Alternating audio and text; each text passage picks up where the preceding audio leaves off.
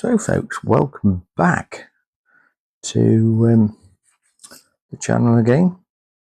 This video is going to be what I've done so far on the Norse project, Project 4 Warhammer Fantasy Battle.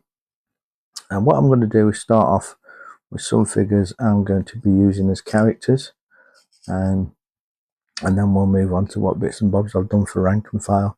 But also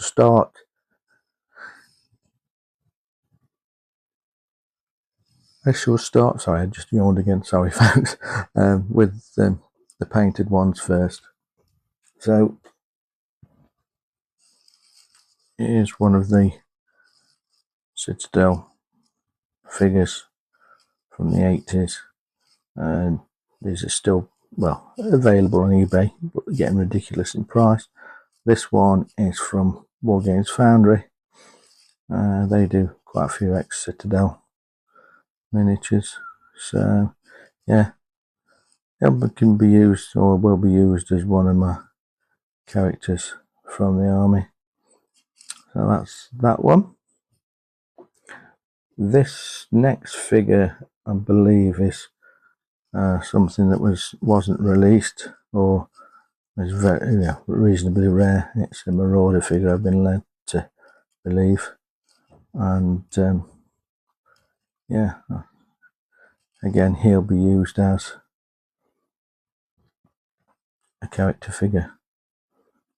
So let's troll through eBay to find this, and it wasn't a bad price, to be fair.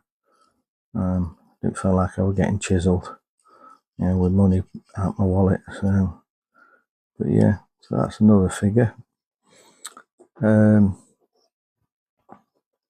Next figure I'm going to show you is going to be the champion figure at the moment for the Huskall unit. I'm going to be doing. Now, I didn't paint the shield. That's transfer from Little Big Man Studios. I'm not going to be doing freehand anymore. Where I can save time, I will do. It gets to the stage sometimes you have to go for speed and not painting. So yeah, that's the champion figure. Here's one of the Huskalls. I've finished again, Little Big Man Studios shield transfer. Again, this is one of the original Slaughter base figures.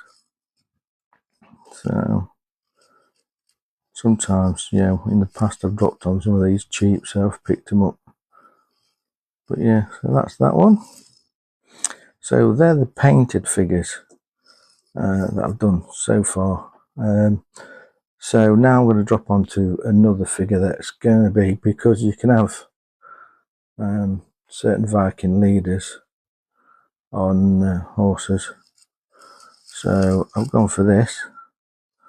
It's a 1980s Lord of the Rings figure. Just a minute, I don't think that's a chip on there. I hope not, mind you. Not sure whether it is or not, but I can rectify that. So yeah, that's the horse for it. It's Boromir. It was foot mounted, but I'm just using the mounted one. So there's the horse,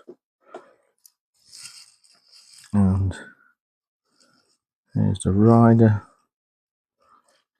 So I'm steadily working through that. This is sort of on a back burner at the moment, these figures, until I can get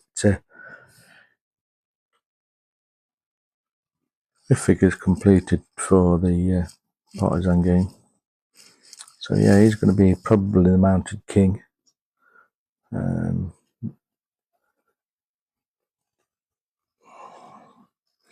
So here we go with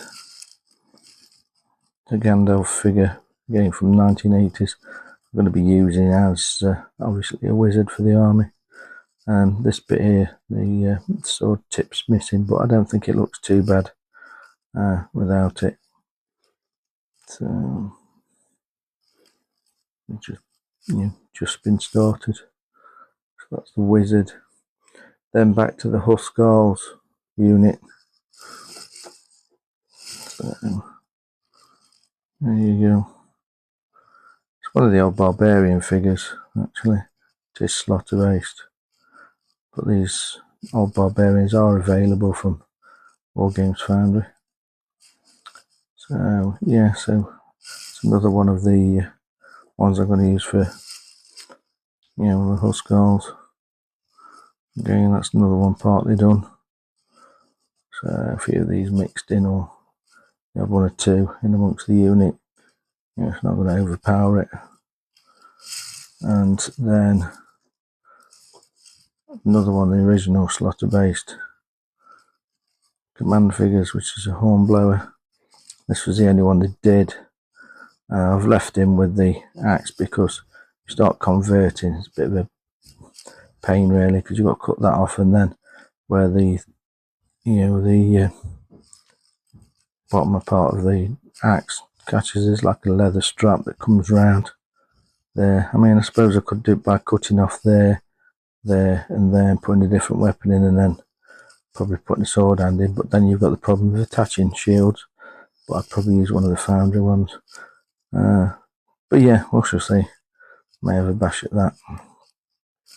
So that's all part of my Huskarl unit at the moment. So at the moment I've got 5 of those sorted-ish. This figure here is one of the barbarian figures, you know, started.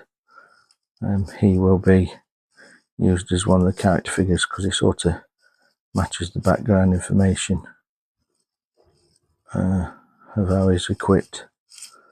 So there you go.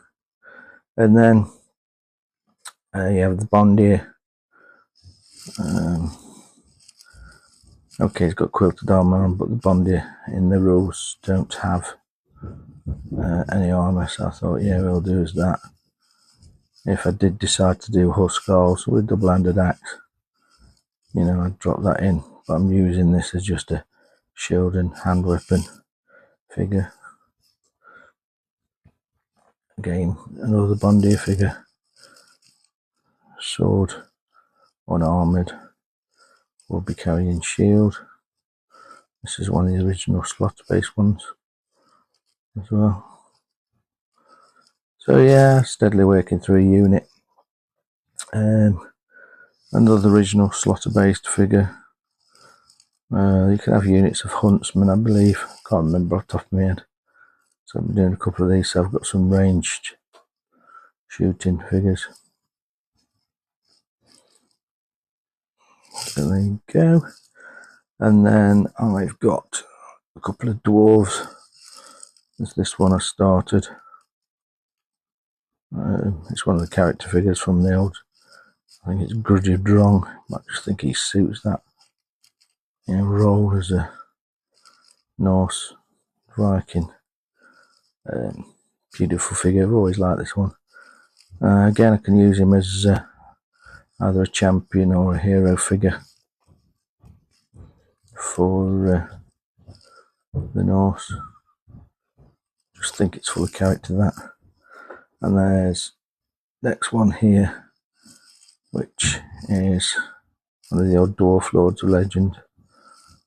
He'll do as a champion probably for a dwarf unit.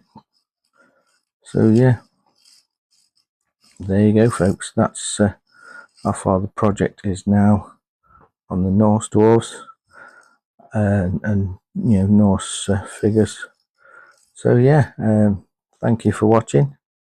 Again, please like, subscribe, you know, share this video with your friends who might be interested in this, or you know, definitely give it a thumbs up if you're enjoying this video. And yeah, okay then, folks, thank you for joining me yet again, and there'll be another update in a week or so of the Norse army, and hopefully there'll be a vast difference. Alright then, folks, enjoy your day, and I'll catch you all very soon. Bye.